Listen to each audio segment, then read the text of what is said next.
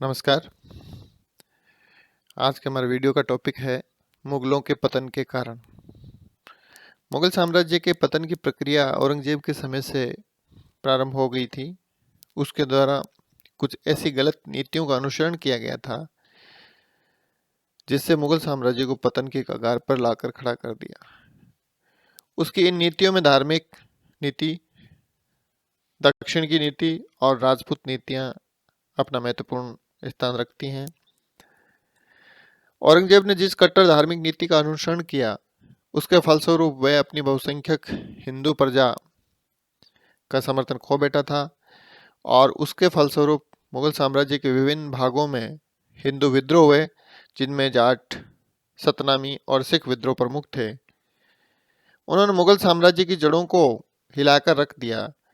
इसी तरह दक्षिण में लड़े गए लंबे युद्धों के फलस्वरूप सारा राजकोष खाली हो गया और उत्तर भारत में प्रशासनिक व्यवस्था अस्त व्यस्त हो गई।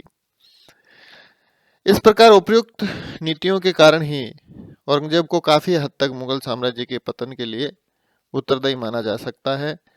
किंतु हमें यहाँ ये ध्यान रखना चाहिए कि एक अकेला औरंगजेब ही मुगल साम्राज्य के पतन के लिए उत्तरदायी नहीं था, बल्कि मुगल साम्राज्य के पतन में अन्य अनेक कारणों का भी महत्वपूर्ण योगदान था, जिनकी विवेचना हम इस प्रकार से कर सकते हैं।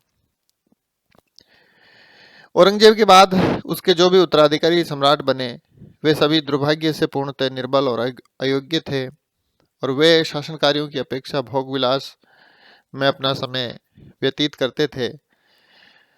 और जैसे बहादुर शाह को शाह बेखबर कहा जाता था, जिसको शासन और प्रशासन की कोई चिंता नहीं थी। दूसरी बात है कि औरंगजेब की मृत्यु के बाद मुगल अमीर वर्ग में दलबंदी हो जाना मुगल साम्राज्य के पतन का एक मुख्य कारण सिद्ध हुआ।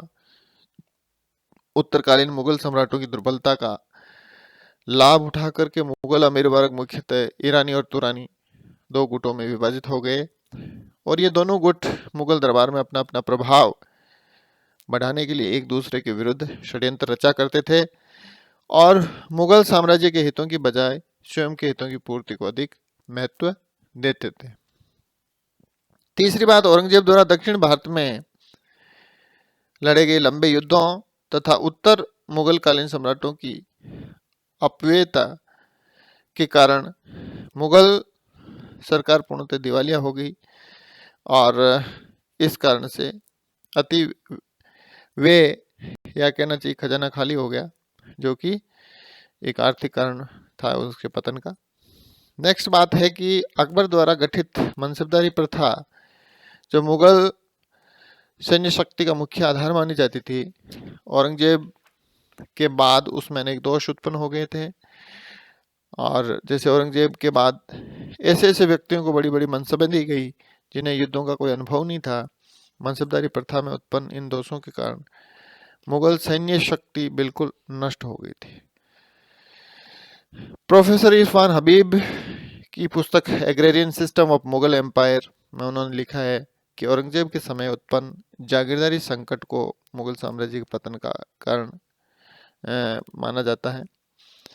नेक्स्ट कारण में शिवाजी के नेतृत्व में दक्षिण भारत में मराठा शक्ति का उत्कर्ष भी मुगल साम्राज्य के पतन का एक मुख्य कारण सिद्ध हुआ। औरंगजेब अपनी पूरी शक्ति लगा देने के बावजूद भी इस मराठा शक्ति का दमन नहीं कर सका और मराठों के विरुद्ध उनके द्वारा लड़े गए लंबे युद्धों के फलस्वरूप न केवल मुगल राजकोष पूरी तरह खाली हो गया, बल्कि मराठों के विरुद्ध उसकी असफलता से मुगल सैनिक प्रतिष्ठा भी समाप्त हो गई। नेक्स्ट कारण में औरंगजेब के बाद मुगल साम्राज्य पर नादिर शाह और अहमद शाह अब्दाली जैसे शक्तिशाली शत्रुओं का विदेशी आक्रमण हुए। उन्होंने मुगल साम्राज्य की बची खुची प्रतिष्ठा को भी समाप्त कर दिया। इस प्रकार औरंगजेब की अनेक गलतियों के साथ साथ उपयुक्त समस्त कारणों को मुगल साम्राज्य के पतन का एक सामूहिक कारण माना जाता है। इस पर हम एक बड़ा क्वेश्चन तैयार कर सकते हैं। Thank you.